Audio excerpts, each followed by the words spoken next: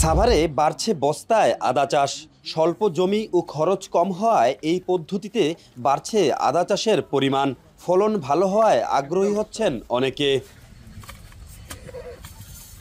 শখের বসে ইউটিউব দেখে বাড়ির আঙ্গিনায় আদা চাষ করেন শফিকুল ইসলাম। প্রথম বছরেই কম খরচে বেশি লাভ হওয়ায় এবার বাণিজ্যিকভাবে চাষ করছেন ৫,৫০০ বস্তায়। প্রাকৃতিক দুর্যোগে বস্তা সরিয়ে নেওয়া যায় নিরাপদ স্থানে, ফলে ক্ষতির ঝুঁকিও কম।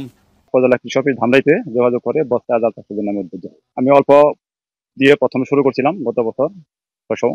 সেখান থেকে উৎপাদন মোটামুটি ভালো পেয়েছি। সেখান থেকে আমি বাণিজ্যিকভাবে এই আদা চাষ করার জন্য সিদ্ধান্ত নিই। বাড়ির উঠান, পুকুর পাড় কিংবা রাস্তার ধারে করা যায় বস্তায় আদা চাষ। এতে বাড়ছে উৎপাদন, হচ্ছে কর্মসংস্থান। অনেকেই ঝুঁকছে আদা চাষে।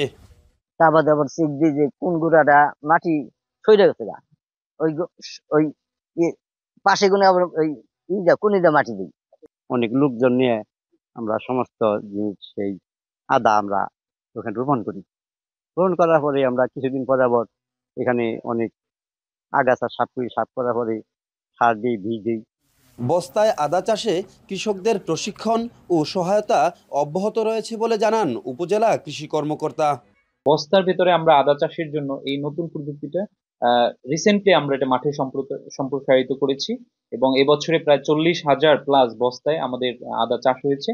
এছাড়া প্রতি ঘরে ঘরে প্রায় কৃষানীরা যারা রয়েছেন ওনারা নিজেদের চাহিদা মতো বস্তার ভেতরে, টবের ভেতরে আদা চাষ করেছেন।